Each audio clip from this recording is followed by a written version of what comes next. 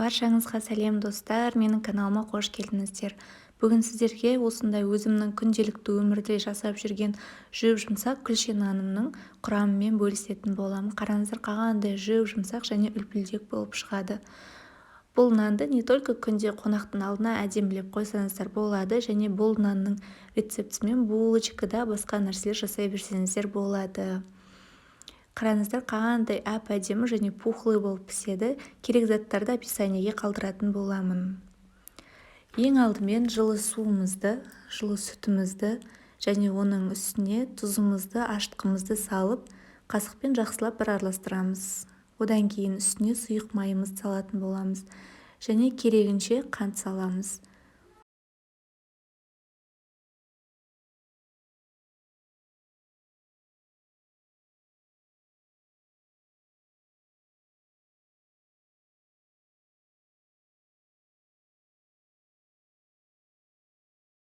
Ендігі кезекте ұнымызды еліктен өткізіп отырып, осылайынан салып аламыз.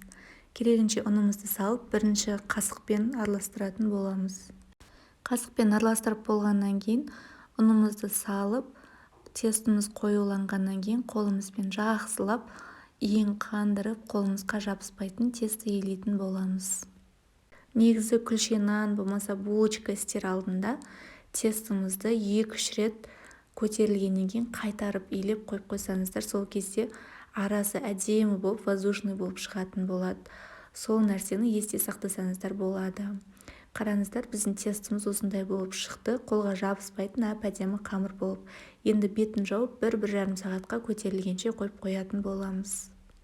Біздің тестіміз көтерілді. Қараңыздар, осылайынан алып, тағы да бір иін қандырып, қайтарып илеп аламыз. Мен бұл жерде өлшеп алдым. Әрқайсысын 120 граммнан өлшеп, яғни бәрін бірдей болып шығу үшін өлшеп алдым. Сіздерде өлшеп алсаңыздар болады. Менде 120 граммнан 8 штук, 100 граммнан 2 штук шықты, общий 10 штук. Одан кейін тапамызды майлап, осылайынан салатын боламыз. Шамалы арасын алшақ ұстаңыздар, өйткені біздің қамырымыз қазір көтеріліп бір-біріне жабысып қалуы мүмкін. Бетін пищевой пленкамен жауып, 10-15 минутқа қойып қоясыздар. Қамырларыңыз көтерілгеннен кейін орта жағын басып, яғни күлше нанның несін жасайтын боласыздар, формасын. Одан кейін вилканың көмегімен тағы да шамалы қадап жіберіңіздер, басып-басып, өйткені қазір піскен кезде ортасы көтеріліп кетпес үшін. Егер сіздерде нандандай ұратын осы жасайтын болса, сондаймен жасасаңыздар да жақсы болады. Менде ондай жоқ, сол себепті вилканың көмегімен жасап шықтым. Одан кейін жұмыртқамызды алып, бетіне жағып шығатын боламыз. Егер жұмыртқа жоқ болса, сүтті жақсаңыздар да болады. Жұқалап сүт жағып шықсаңыздар болады. Бетіне дәміне қарай кунжутпен мен мак септім. Одан кейін қызып тұрған 180 градус пеште 20-25 минут көлемінде осылайынан қызартып пісіріп алдым. Қараңыздар, қандай керемет болып шықты. Магазиннен сатып алғанша осылайынан үйде жасап жесеңіздер болады. Мен 2 күнде бір рет үйде осылайынан жасап қоямын. Зато қолдың наны.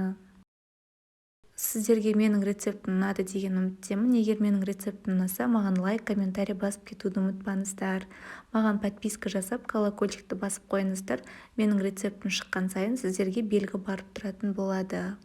Баршаңызға ас болсын. Сіздермен болған Гүлзада.